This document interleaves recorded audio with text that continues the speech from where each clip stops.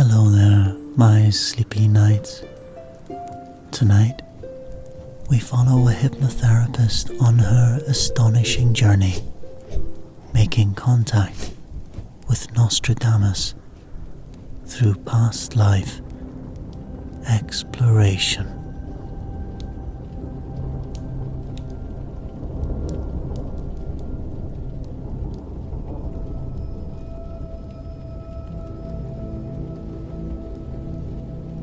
Dr. Clara Fields reclined back in her office chair, closing her eyes and taking a deep breath.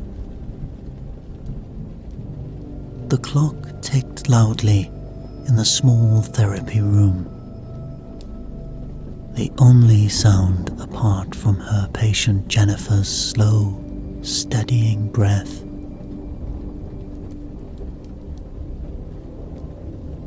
Clara focused on relaxing her mind and body, preparing to guide Jennifer into a past life regression.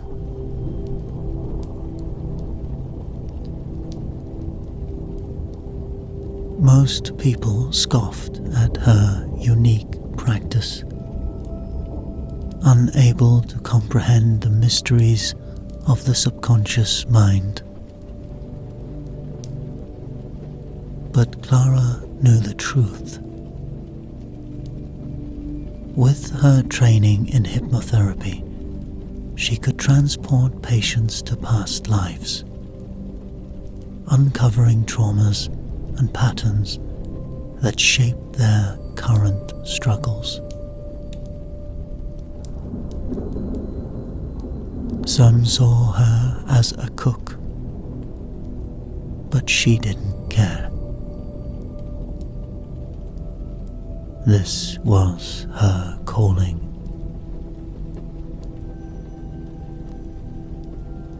Clara glanced over at Jennifer, now fully entranced. She began the induction, her voice soft and rhythmic. Imagine you are descending a staircase, relaxing deeper with each step. 10, 9, 8. As she counted down, Clara noticed Jennifer's face twitching, her fingers flexing irregularly. Peculiar, but not alarming. 3, 2, 1. You are now completely relaxed, deep in your subconscious mind. How are you feeling?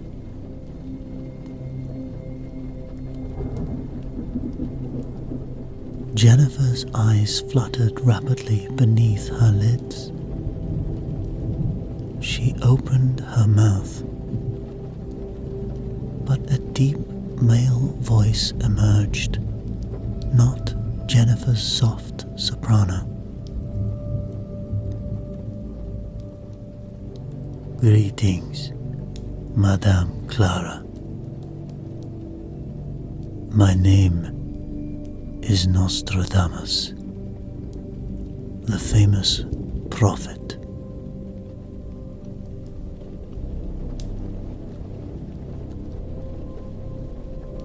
Clara's composure broke, her professional facade momentarily shattered.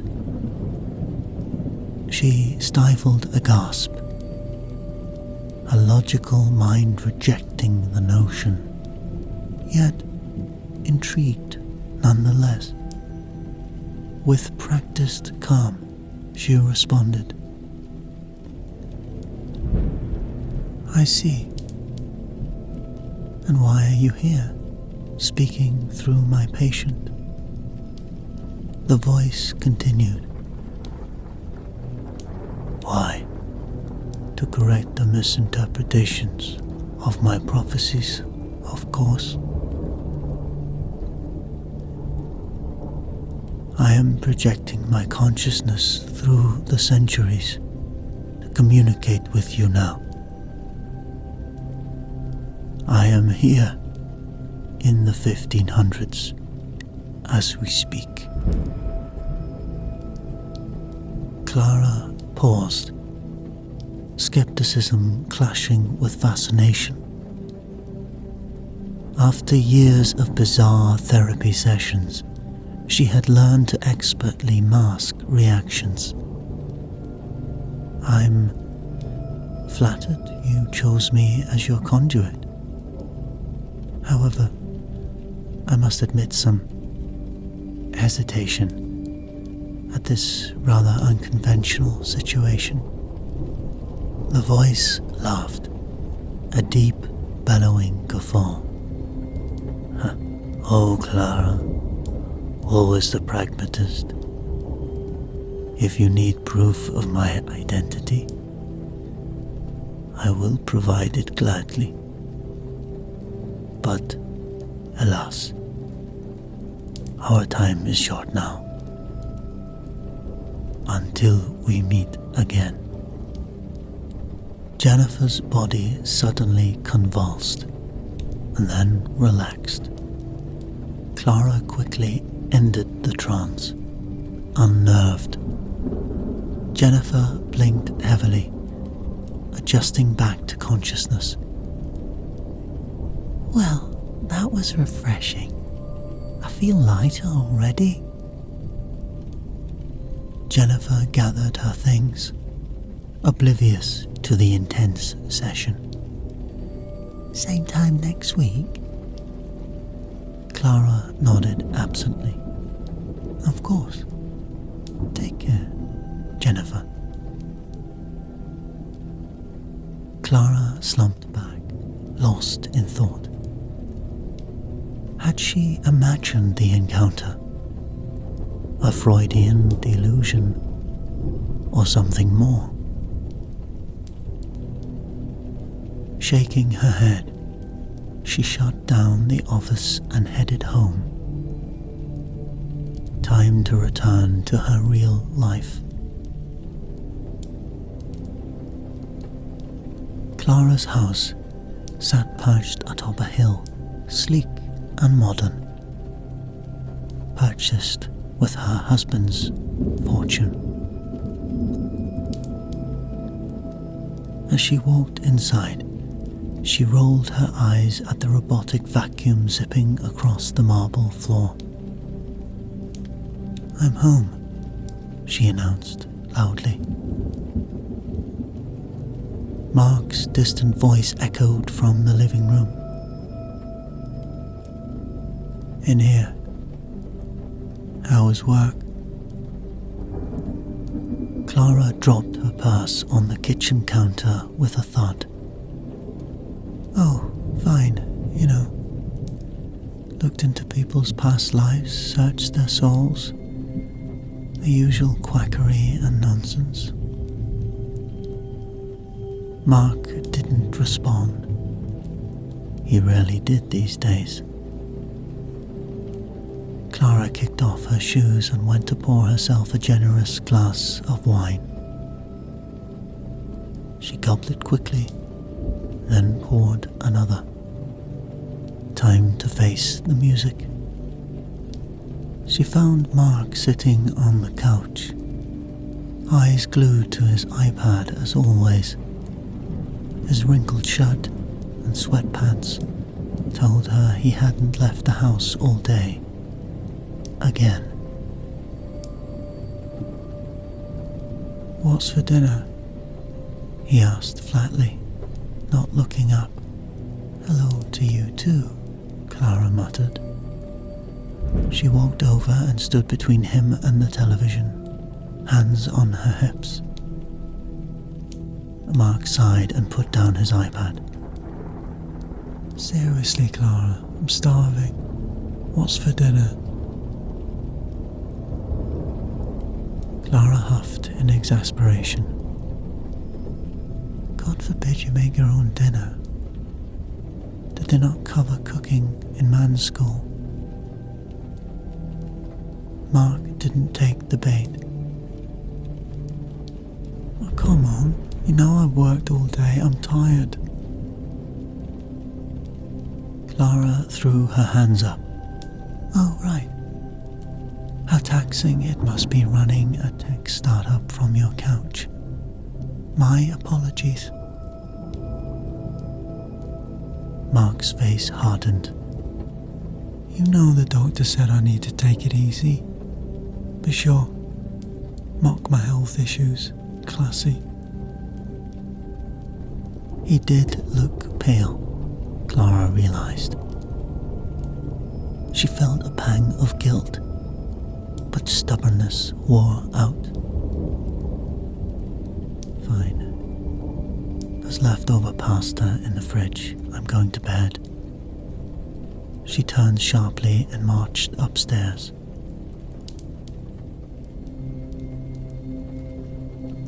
Flopping onto the plush king bed, Clara groaned in her pillow. When had their relationship decayed into such hostile territory? 15 years of marriage, weathered into slow, simmering resentment. Maybe people weren't meant to stay together forever. The thought of divorce had certainly crossed her mind, but something had held her back. Fear, probably. Fear of change, of being alone. As she drifted asleep, her mind turned to the events of the day. Had she really conversed with the famous prophet Nostradamus? Perhaps it was merely a defense mechanism, conjuring an escape from the tedious decay of her domestic life.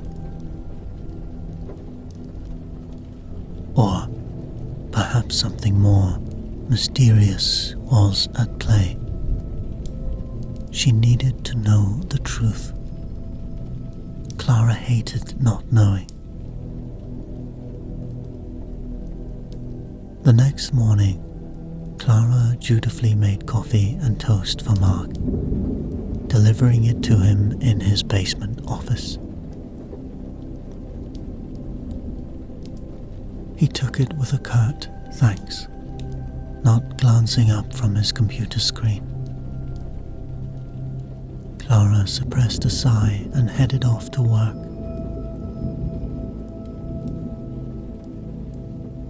She couldn't focus on her other patients, consumed by curiosity with her encounter with Nostradamus.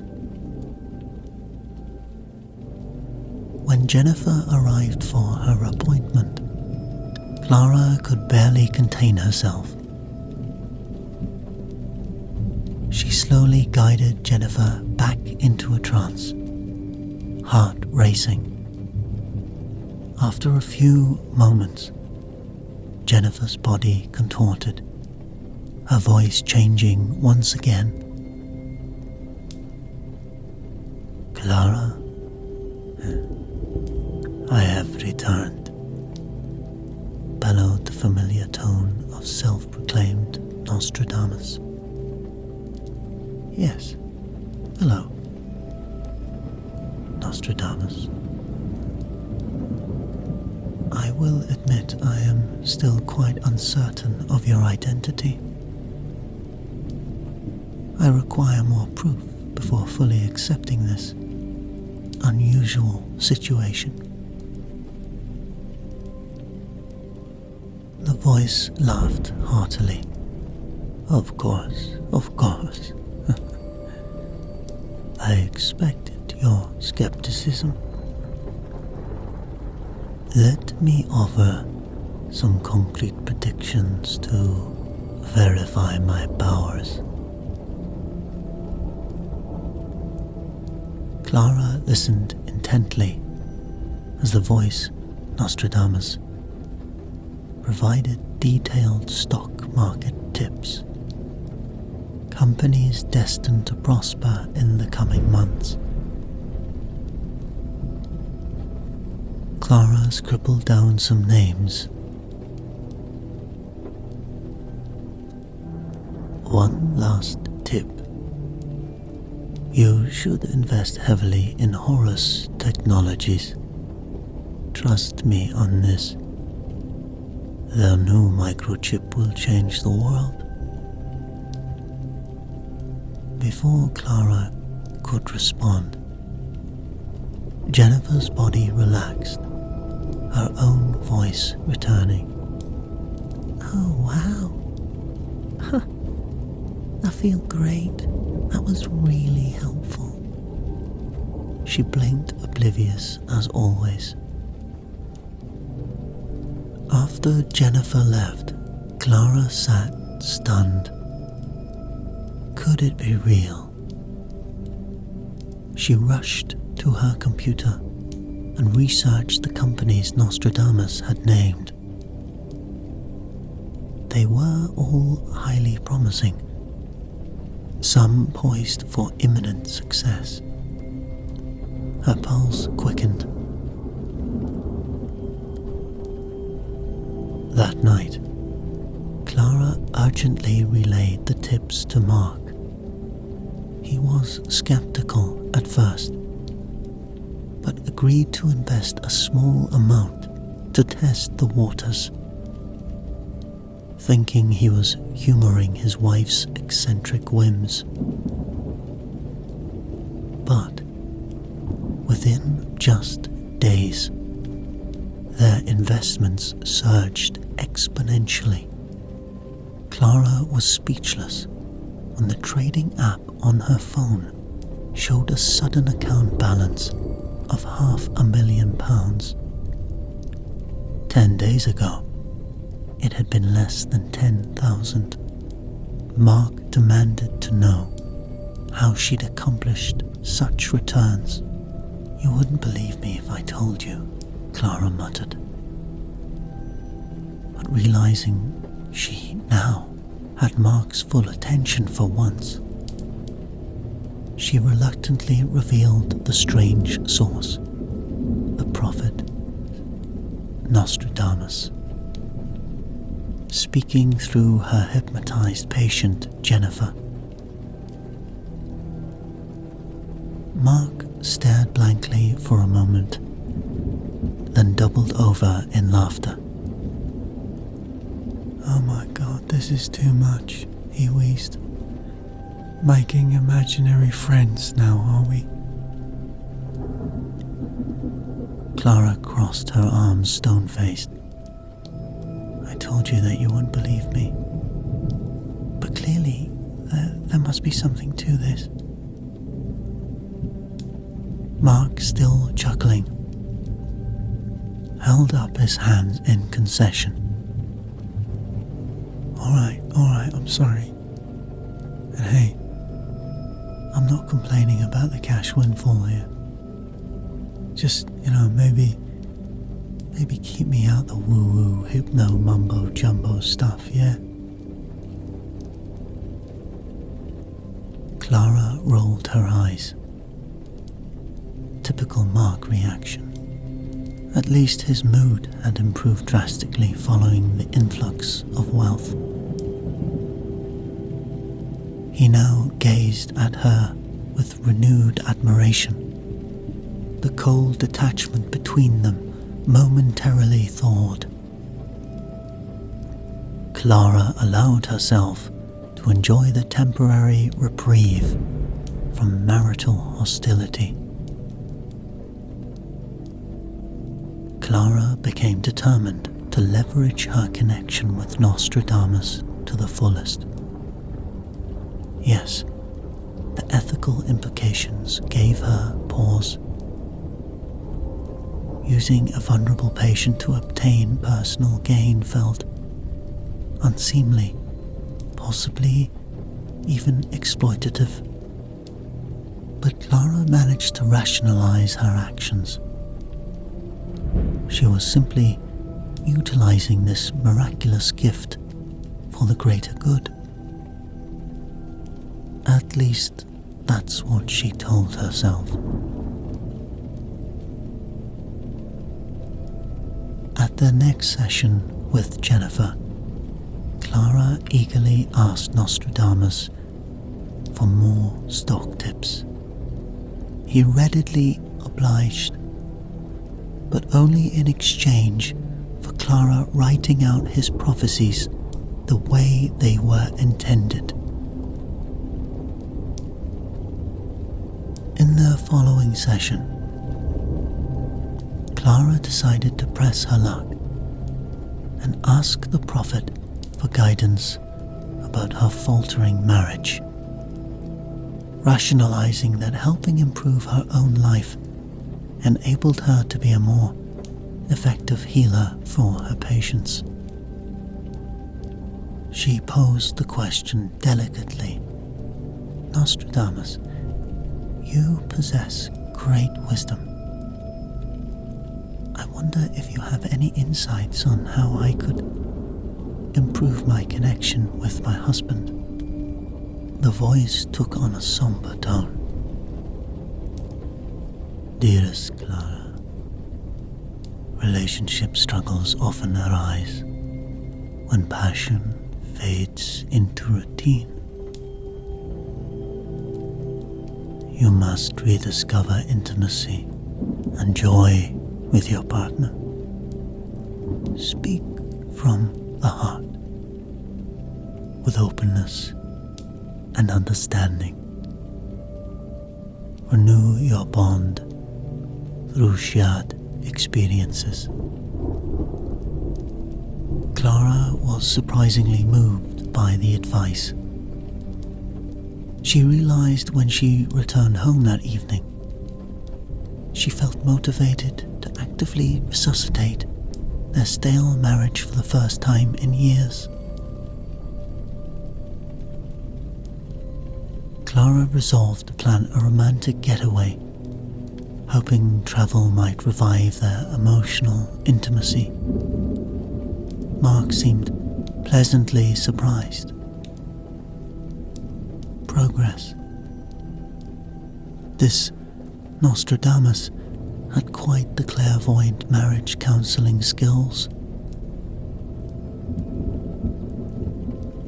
Clara now decided the time was right to maximize the potential of this gift even further.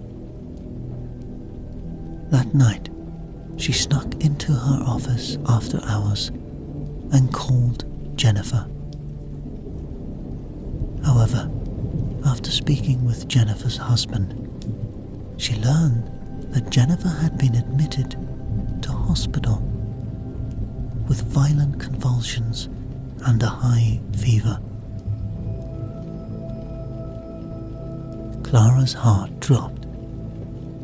This was her fault. She had pushed Jennifer too hard. Guilt and fear consumed her. No one could know of her unorthodox use of Jennifer.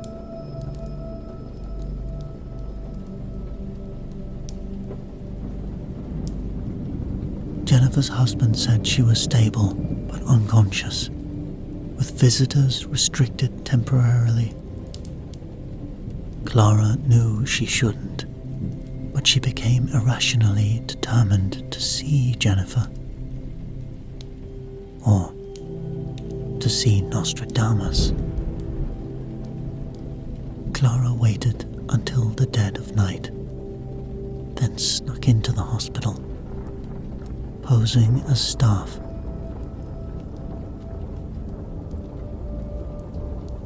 Finding her room, Clara gasped to see Jennifer's unconscious body tangled in tubes and wires.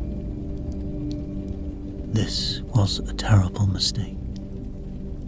She turned to leave, but a strange compulsion drew her back to Jennifer's bedside. Possessing Jennifer in this vulnerable state felt morally reprehensible. Clara's manic obsession overruled all ethical logic. Sitting beside the bed, Clara initiated the hypnotic sequence, her voice barely above a whisper. Jennifer, trapped in medicated sleep, responded to the familiar cues, her body contorting in the latest Nostradamus summoning ritual. Ah, my dearest Clara, what an unexpected delight. I'm so sorry to disturb you here, but I had to see you again, Clara gushed recklessly. Our work is too important. Do not fret. I understand. Nostradamus reassured her in a soothing baritone. Our partnership shall change the tide of humanity. But first, let us discuss what truly burdens your soul. In her emotionally fragile state, Clara broke down, confessing her deepest fears about her crumbling marriage. As she continued to unburden herself, Nostradamus listened intently, conveying deep empathy and validation. Clara felt truly seen for the first time in years. Her guard dissolved completely.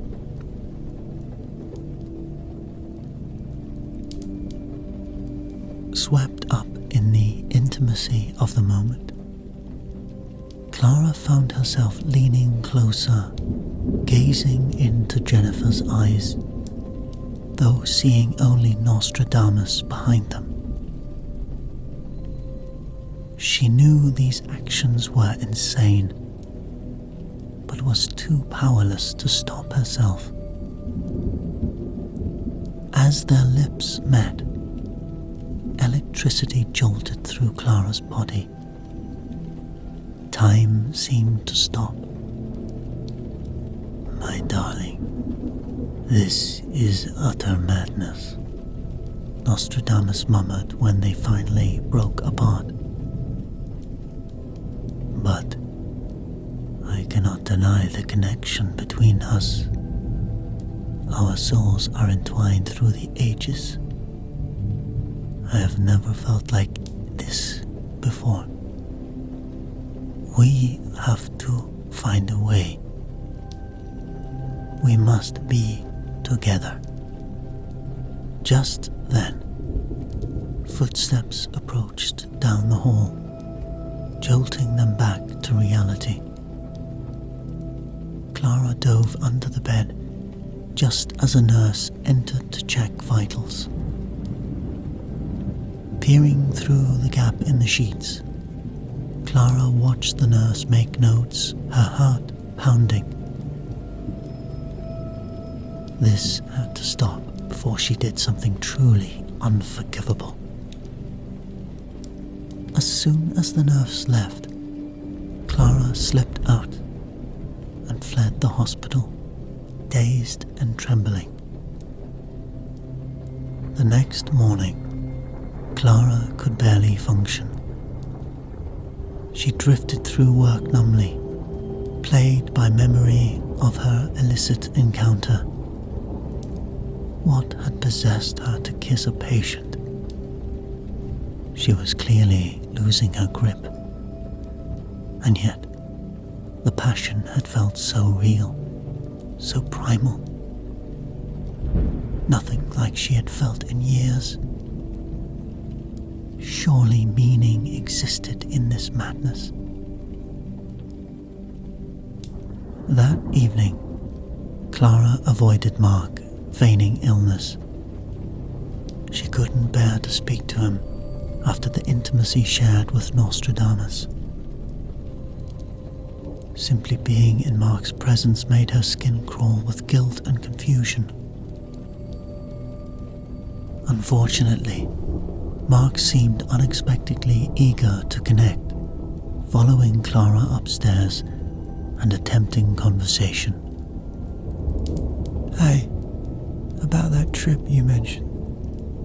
I'm happy to start planning something if you are. He offered hopefully. Clara cringed. Oh, yeah, Maybe we can talk details later. oh come on, is now not really good? I want to make time for this. Mark pressed. Clara snapped. For God's sake, Mark, I'm exhausted. Everything can't revolve around your schedule all the time. Mark recoiled slightly, anger flashing across his face.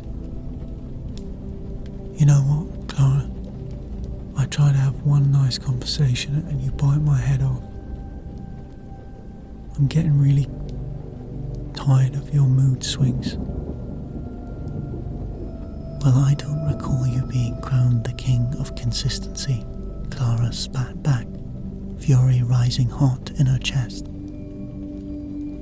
God, no wonder I can't stand the sight of you anymore. Mark's expression hardened. Then feel free to leave. Maybe, a break would do us some good. He turned sharply and marched off. Fine, Clara screamed after him. Slamming the door violently, she collapsed on the bed and broke down in heavying sobs. How had they reached this horrific precipice? Everything seemed irrevocably broken.